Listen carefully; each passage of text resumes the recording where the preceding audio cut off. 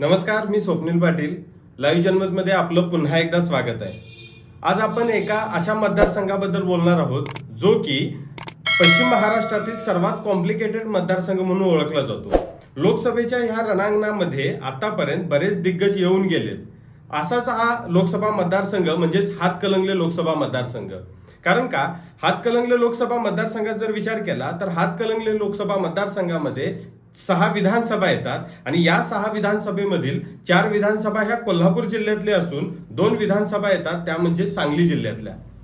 त्यासोबतच भौगोलिकदृष्ट्या जर विचार केला तर यामध्ये येणारा एक पन्हाळा शाहूवाडी विधानसभा मतदारसंघ हा पूर्ण डोंगराळ प्रदेश म्हणून ओळखला जातो. तर राहिलेले जे 4 विधानसभा मतदारसंघ किंवा 5 असतील हे पूर्ण ऊस पट्ट्यातले मतदारसंघ म्हणून ओळखले जातात.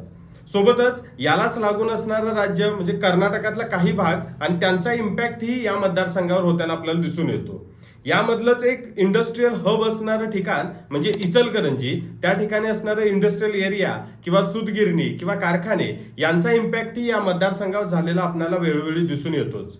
तर हातकलंगले लोकसभा मतदारसंघामध्ये आत्ताची कंडिशन बघितली तर या अगोदर आपल्याला एक प्रमुख दिसून येतं की महाविकास आघाडी आणि महायुती ही महाराष्ट्रातले मोठे 2 तगडे लोकसभेच्या दृष्टीने तयार झालेल्या आघाडी आणि याला बगल देऊन एक असा पक्ष जो की महाराष्ट्राच्या राजकारणात वेळोवेळी चर्चेत येतोच, तो म्हणजे स्वाभिमानी शेतकरी संघटना. 2008 मध्ये इचलकरंजी लोकसभा मतदारसंघ असणारा हा पुन्हा स्प्लिटिंग होऊन हातकलंगले लोकसभा मतदारसंघ झाला आणि 2009च्या पहिल्या निवडणुकीमध्ये राजू शेट्टी यांनी 1 नोट आणि 1 वोट अशी टॅगलाईन वापरून ही निवडणूक गाजवली होती.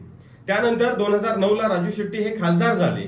पुन्हा 2014 साली देशामध्ये पंतप्रधान नरेंद्र मोदी यांची लाट वाहत होते आणि याच वेळेला राजू शेट्टी हे त्यांच्या सोबत जाऊन निवडणुकीच्या रिंगणात उतरले आणि 2014ला पुन्हा निवडून आले. 2019ला मात्र हे चित्र थोडंसं वेगळं झालेलं दिसून येतं.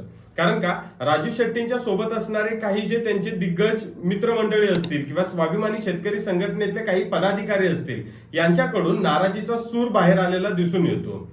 यांना पुन्हा एकत्र करून राजू शेट्टी निवडणूक रिंगणात उतरले. पण यावेळी मात्र जेव्हा 2014ला ते निवडून आले त्यावेळेला त्यांनी शरद पवार असतील किंवा काँग्रेसवर टीका केली होती, त्यांच्याच विरोधात जाऊन ते त्यांच्या सोबत म्हणजेच 2019ला काँग्रेस आणि राष्ट्रवादीच्या सोबत जाऊन निवडणूक रिंगणात उतरले. पण या वेळेला त्यांची हॅट्रिक हुकवली ते म्हणजे नवख्या उमेदवाराने, ते म्हणजेच धैर्यशील माने. राष्ट्रवादी काँग्रेसमध्ये असणारे धैर्यशील माने 2019ला शिवसेनेकडून या रिंगणात उभा होते. यावेळेला तरुण नेतृत्व, यांचं प्रभावी बोलणं, भाषण शैली यामुळे धैर्यशील माने यांची चर्चा सर्वत्र होऊ लागली. प्रभावी प्रचार तंत्र म्हणजेच काय सोशल मीडियाचा प्रभावी वापर करून धैर्यशील मानेंनी ही निवडणूक गाजवली होती. 2019ला धैर्यशील माने हे खासदार झाले ते शिवसेनेतून आणि यावेळेला शिवसेना आणि भाजप यांची युती होती. महाराष्ट्रात सध्या जागा वाटपाचा फॉर्म्युला आणि त्याची बातमी सर्वत्र होताना दिसत आहे. महाविकास आघाडी करून राजू शेट्टी यांना हा मतदारसंघ राखीव ठेवला होता, पण नुकत्याच झालेल्या 20 फेब्रुवारीच्या त्यांच्या भाषणामध्ये त्यांनी पुन्हा एकदा स्पष्ट केलेलं आहे की मी यावेळेला एकला चलोरीची भूमिका घेऊन पुढे जाणार आहे. मग राजू शेट्टी जर स्वाभिमानीतून उभा राहिले तर महाविकास आघाडी काय करू शकते? तर महाविकास आघाडी जयंत पाटील यांचे मुलगा म्हणजेच प्रतीक पाटील यांना रिंगणात उतरवून ही निवडणूक तिरंगी करू शकते. सध्या या मतदारसंघामध्ये स्वाभिमानीकडून राजू शेट्टी हे उमेदवार असणारच. महाविकास आघाडीकडून कोण असेल तर जयंत पाटलांचा मुलगा म्हणजे प्रतीक पाटील असू शकतो. यासोबतच वंचित फॅक्टर हा इथं महत्वाचा आहे. कारण 2019ला वंचित बहुजन आघाडीकडून जे उमेदवार होते त्यांनी जवळपास 1-1.5 लाखाच्या वर मतदान घेतलं होतं.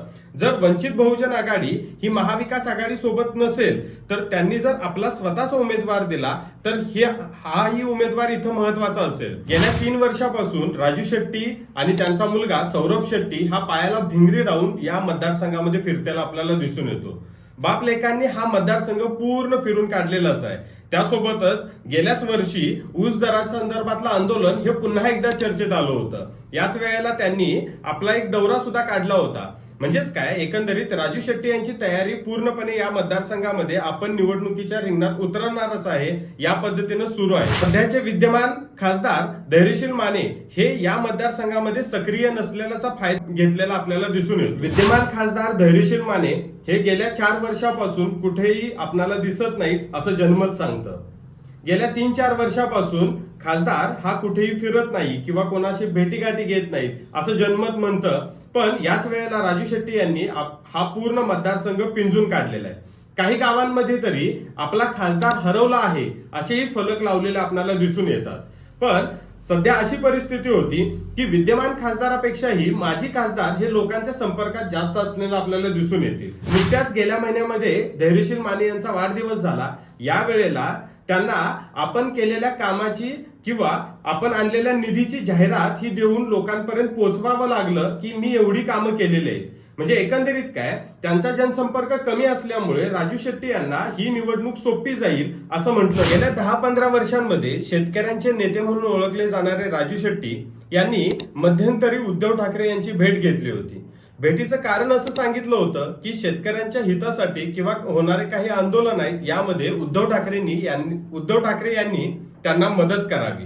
पण या भेटीमागे लोकांमध्ये अशी एक चर्चा आहे की राजू शेट्टी यांनी उद्धव ठाकरेंची भेट का घेतली असावी, की एखाद्या कुठल्याही आंदोलनासंदर्भात जे की शेती संदर्भात आहे यामध्ये उद्धव ठाकरेंचं योगदान आजपर्यंत काय दिसून येतं की एका शेतकरी नेत्याला या आंदोलनासाठी उद्धव ठाकरेंची भेट घ्यावी लागते.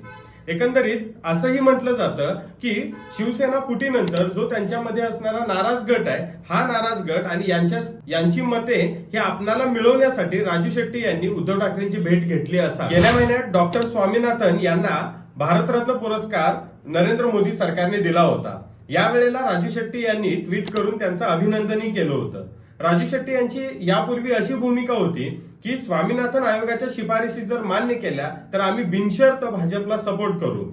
म्हणजेच काय, तर आता जर स्वामीनाथन आयोगांना शिफारशी मान्य केल्या किंवा त्यांना भारतरत्न दिलेलाच आहे तर राजू शेट्टी पुन्हा भाजप सोबत जातील का हेही पाहावं लागेल.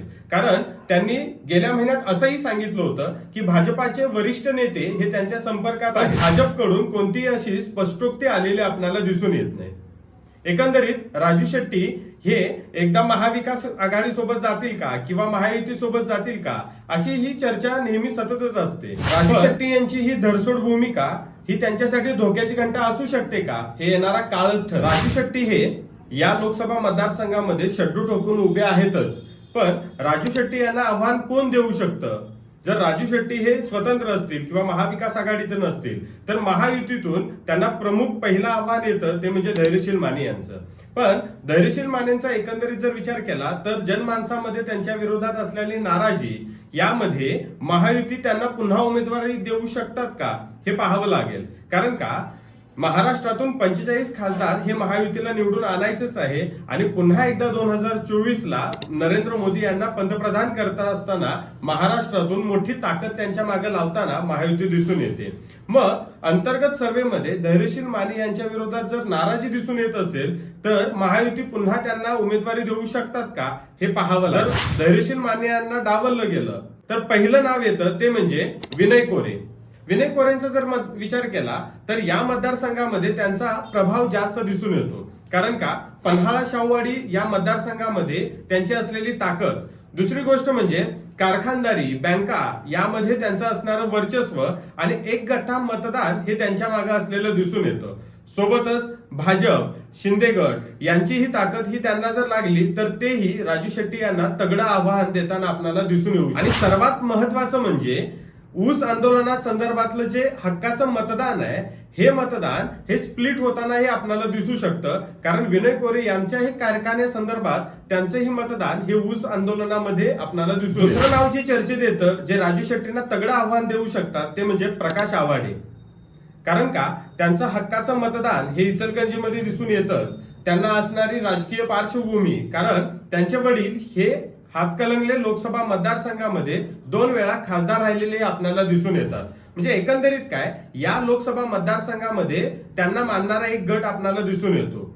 सोबतच भाजपच्या ते अगदी जवळ असल्याने भाजप ही त्यांना मोठ्या पद्धतीने मतदान किंवा मदत करू शकते हेही सांगितलं जातं. आणि सर्वात महत्वाचं म्हणजे राजू शेट्टी आणि प्रकाश आवाडे हे एकाच प्रवर्गातून येतात. म्हणजे एकंदरीत जैन मतदान हे त्यामध्ये दोघांना विभागतानाही आपण पाहू शकतो.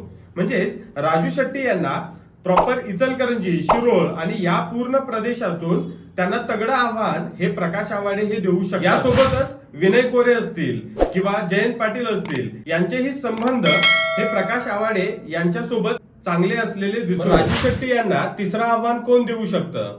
नुकतंच प्रसार माध्यमांमध्ये जयंत पाटील हे भाजप सोबत जातील अशी चर्चा सुरू होती. जर खरंच असं झालं तर जयंत पाटील यांचा मुलगा म्हणजेच प्रतीक पाटील हे लोकसभा निवडणूक रिंगणात उतरू शकतात. जर प्रतीक पाटील लोकसभा निवडणूक रिंगणात उतरले तर जयंत पाटील हे त्यांना सांगलीमधील जे 2 विधानसभा मतदारसंघ आहेत, इस्लामपूर आणि शिराळा, ह्याची ताकद हे प्रतीक पाटलांसोबत यामधून मिळणारं लीड हे राजू शेट्टी तोडू शकतात का? यासोबतच जयंत पाटील यांचा संपर्क हातकणंगलेमध्येही चांगला दिसून येतो. त्यांना भाजप असेल, शिंदे गट असेल, विनय कोरे असतील, हे सर्वांची जर मदत लागली तर तेही तगडे उमेदवार या मतदारसंघात आपल्याला दिसू शकतात. पण या सर्वांमध्ये एक फॅक्टर आपल्याला विसरून चालणार नाही, तो म्हणजेच वंचित बहुजन आघाडी.